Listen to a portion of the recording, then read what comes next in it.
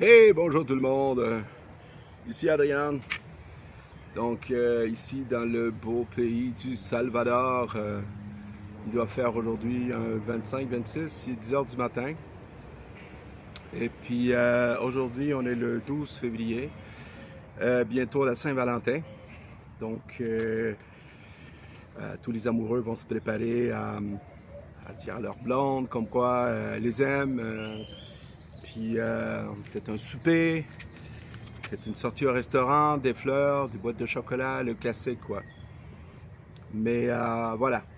Donc je suis ici dans un petit resort, un endroit privé. C'est pas mal bien.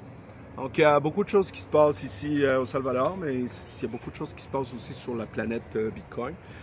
Et je peux pas trop laisser ça aller parce que l'information et l'actualité euh, se déroulent comme un grand tapis roulant.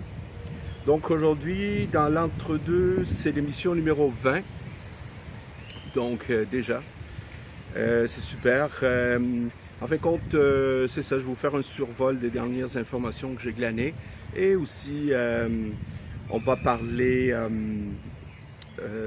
du bilan de la conférence Plan B que j'ai assisté ici au Salvador. Je vous en donner quelques informations. Et c'est ça, je vais actualiser aussi l'information actuellement. Le Bitcoin, si je ne me trompe pas, il doit être autour de 68, 69, peut-être plus bas. Il se bat. Il se passe beaucoup de choses avec le Bitcoin. Beaucoup de gens m'appellent des fois pour me dire, écoute Adrien, qu'est-ce qui se passe avec le Bitcoin? Qui est en train de le manipuler?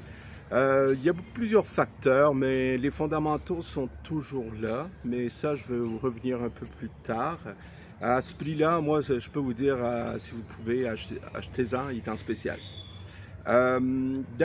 Première nouvelle que j'ai pu glaner, c'est que le Nasdaq va enlever la restriction du trading sur le Bitcoin. Donc, ça fait quoi ça, le Nasdaq? On sait que le Nasdaq, c'est là qui sont toutes les GAFA, toutes les compagnies plus au niveau technologique qui se transigent. Eh bien, le fait qu'il enlève les restrictions sur le trading du Bitcoin, mais ça fait que le Bitcoin est traité comme n'importe quel actif, que ce soit comme un métaux précieux, comme une action. Donc, la finance traditionnelle reconnaît que le Bitcoin joue un rôle central de plus en plus euh, dans des stratégies de diversification. OK? Donc, voilà pour ça. Euh, Aussi, un petit mot sur le futur chairman de la Fed.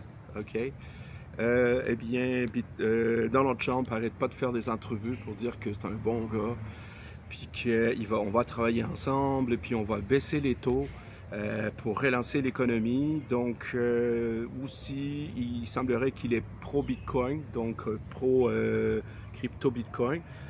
Ça reste à voir, mais ce qui nous intéresse, c'est ce qui est le plus important, c'est je vous dirais, le fait que son intention de baisser les taux d'intérêt. Donc, je vous ai déjà dit, qui dit baisse des taux d'intérêt parle d'injection de liquidité et on parle de hyperinflation, plus inflation, éventuellement hyperinflation. On sait qu'il y a à peu près 10 trillions qui dorment dans les tiroirs, qui n'attendent que ça, qu'on puisse les émettre et puis qu'on puisse les émettre sur le marché pour booster l'économie, doper l'économie. Mais quand ça s'est injecté, je vous dirais après 6 à 8 mois, on sent les impacts de l'inflation parce il y a trop de liquidités, si on peut dire fake, qui finit par rattraper les prix et tout finit par monter de plus en plus. Comme si les prix, surtout j'ai des gens au Québec, et en Europe, ils me disent que tout coûte de plus en plus cher et ça n'arrête pas. OK? Donc, voilà pour le chairman, le futur chairman de la Réserve fédérale américaine. Donc, c'est à surveiller. Monsieur Powell, c'est d'histoire ancienne. De toute façon, Donald Trump, il a dit il voulait le tasser. OK? Un petit update sur le Bitcoin, sinon qu'il y a eu une grosse drop à 60 000, mais il serait pris. Donc, on ne sait pas encore si c'est des gros portefeuilles, des, des OG, Original Gangster, On ne sait pas trop encore si c'est la Chine, mais une chose c'est sûre, c'est que il y a des rumeurs qui circulent comme quoi que les États-Unis sont en train de racheter des bitcoins à un prix beaucoup plus bas et Michael Saylor, il continue d'en acheter. OK? Beaucoup de gens disaient que ça sentait la fin pour MicroStrategy parce que si le bitcoin baisse trop, mais leur plan d'affaires risque de tomber, eh bien, ils continuent. Ils croient plus que jamais. D'accord? Donc, comme je vous ai toujours dit, le plus important, c'est pas tellement ce qu'ils disent, OK, quand je parle des gens influenceurs, mais de ce qu'ils font. OK? C'est ça qu'il faut surveiller. Euh, Maintenant, un petit bilan sur... il y a 2 semaines, j'ai été à une grosse conférence Bitcoin, crypto-monnaie organisée par Tether. OK? Tether qui se trouve être la plus grosse compagnie crypto. Ils sont encore beaucoup plus gros et même beaucoup plus gros que Binance. Juste vous dire que Tether possède la deuxième plus grosse réserve d'or après la Chine, plus d'or que l'Allemagne, juste en passant. Et ils ont 3 fois les bons du trésor de ce que le Canada a acheté des trésors, bons du trésor américains. Donc, ils ont organisé une belle conférence. J'ai été très impressionné et j'ai eu la surprise de ma vie. La première journée, je suis arrivé là, je rencontre qui d'autre? Jack Mallers, OK? Jack Mallers, pour ceux qui ne le savent pas, c'est un très gros influenceur. Il a aidé Bukele avec Strike à installer le Lightning Network, et installer le Bitcoin, le wallet Bitcoin qu'aujourd'hui on appelle Chivo, ici au Salvador. Et il était là, pourquoi? Parce que lui, il fait partie avec Tether d'une très méga compagnie qui s'appelle 21. OK. Tether a injecté des milliards dans sa compagnie et on les surveille parce qu'ils risquent de devenir une banque DeFi de plus en plus influente, donc banque décentralisée. Et ça, j'ai eu une belle discussion avec Jack Mallers et puis j'étais vraiment surpris. J'ai dit, hey Jack, j'aime beaucoup ce que tu fais, je te suis, tout ça. Moi, je viens du Canada. Et il est très, ouais, cool, man, j'aime ton chandail, puis tout ça. Il est très abordable, tu sais, même si c'est un multimillionnaire, multimilliardaire, comme c'est rendu là. Il est très accessible, puis lui, il me posait des questions sur le Canada. Il dit, ouais, comment ça se passe là-bas? Je lui ai dit, ben écoute, c'est plus comme c'était.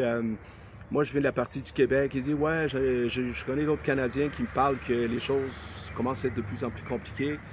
Il dit, même chose aux États-Unis, fait que lui, il croit au Bitcoin plus que jamais, un peu comme moi, tu sais, un peu comme beaucoup de gens qui le suivent, qui commencent à me suivre aussi, d'accord?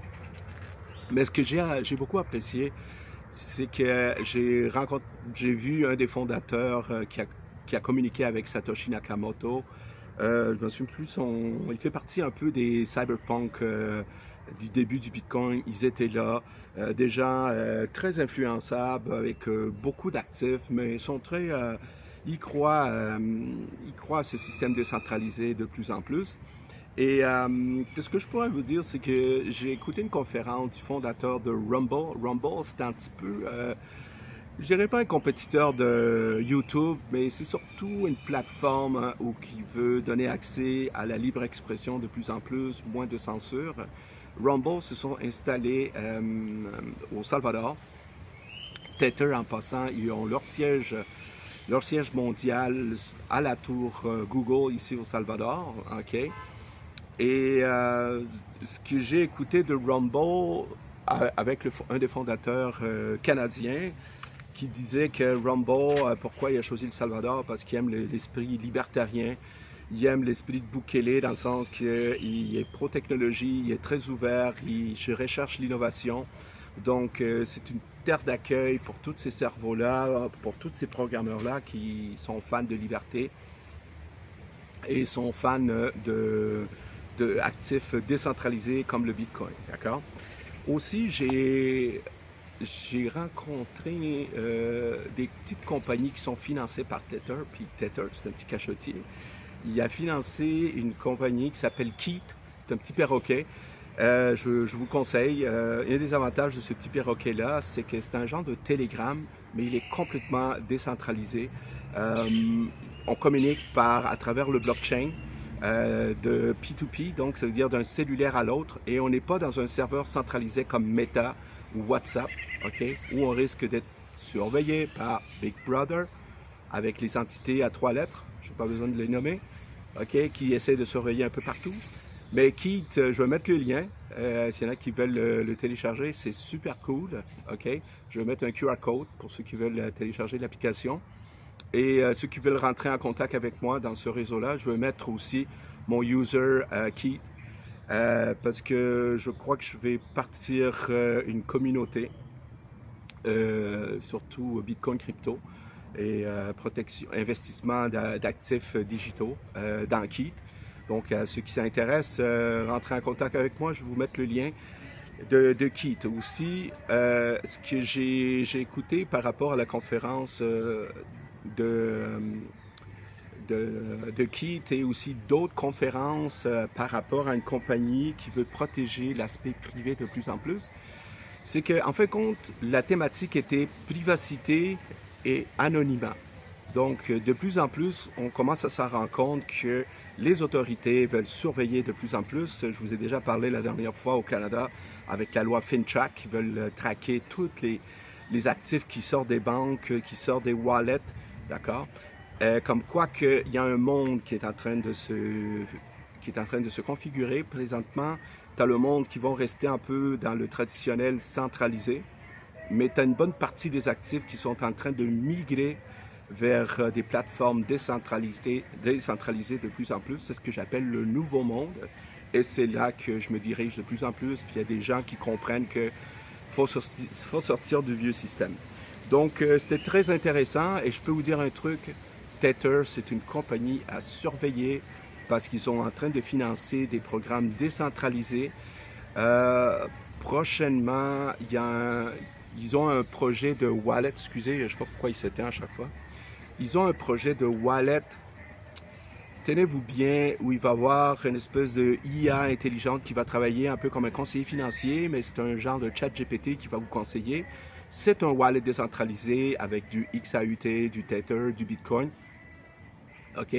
Mais en plus, ce wallet va vous connecter à toutes les banques DeFi partout dans le monde. En d'autres mots, ils veulent que vous soyez votre propre banque. Ce que vous devez savoir, c'est que plus de la moitié de la planète, OK, sont débancarisés. Ils n'ont pas de compte de banque.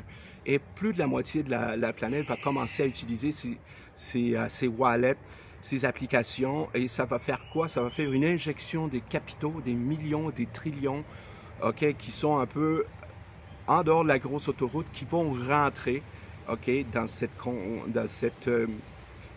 économie décentralisée de plus en plus. Et bien sûr, ceux qui vont être à la pointe de la technologie vont pouvoir profiter des belles opportunités que tout ce monde est en train de créer. OK? Je peux déjà vous dire que la vieille finance, le vieux système, le vieux paradigme est en train de tomber. On peut juste le voir avec le combat qui est en train d'arriver avec Trump et sa famille et ses enfants, dont Eric Trump, qui sont en train de dénoncer le fait que les banques ne veulent pas que le Clarity Act passe. Qu'est-ce que ça va faire, le Clarity Act? C'est que ça va aider des grandes institutions à émettre du stablecoin et surtout donner du rendement. Mais les JP Morgan, les Goldman Sachs, les Bank of America de ce monde ne veulent pas que ça arrive parce qu'ils vont perdre leur monopole. Vous savez, c'est toujours comme ça. Les vieux monopoles, ils veulent garder leur chasse gardée. Mais quand des nouvelles technologies arrivent et il y a une adoption qui se fait de plus en plus, ben, si ces banques-là ne s'adoptent pas, c'est fini, c'est game over, c'est une question de temps. Fait que d'ici 5 ans, vos banques, vos institutions, il va falloir qu'ils s'adoptent. Ça va tout être des applications décentralisées de plus en plus. OK. Et bien sûr, il va toujours avoir des gens qui vont rester dans le vieux système. Mais bon, chacun ses choix. Mais aujourd'hui, on a des opportunités qui s'offrent à nous et on a une liberté qui s'ouvre à nous de plus en plus. D'accord? Donc, la privacité, la sécurité, c'est très important dans ces conférences-là. Je vous ai parlé de Keat. Je vais vous mettre le lien. Le wallet de Tether WDK. OK? Mais ça, c'est en work in progress, mais c'est une bombe, ce qu'ils veulent amener, surtout pour amener des incitatifs décentralisés de plus en plus. OK? C'est le Wallet Development Kit. OK? Si vous voulez voir le projet, je vais vous laisser le lien QR code pour ceux qui sont un peu geeks puis veulent savoir un peu vers quoi qu'on se dirige. Je vais vous mettre le lien. OK? Fait que, donc, ça, c'est quelque chose que je voulais vous mentionner. Et donc, présentement, je vous dirais que le Bitcoin, il joue autour de 64, 65, 60, entre 65 et 70 000. OK? Euh, il y a des questions que vous devez vous poser. Il y a les spéculateurs, il y a les gens qui ont une vision à court terme, il y a les gens qui ne sont là que pour faire le dollar, la pièce sur le Bitcoin. Et quand ça baisse, ça tombe en panique. Pourquoi? Parce qu'ils ont fait du levier, ils ont trop emprunté. OK? Mais le Bitcoin va faire ce qu'il a fait déjà. Il va rebondir de plus en plus parce que mathématiquement, OK, toutes les données le confirment. C'est de plus en plus rare. Il va y avoir une méga impression de cash qui va se faire de plus en plus. Donc, lorsqu'il y a impression de cash, ben, l'or et surtout le Bitcoin va prendre le dessus de plus en plus. Donc, voilà mon petit topo que je voulais vous partager aujourd'hui. Et puis, je vous tiens au courant des prochaines informations. Et je vous laisser les petits liens pour Kit et aussi pour le projet de Tether WTK. Fait que merci beaucoup et on se reparle très bientôt. Ciao tout le monde!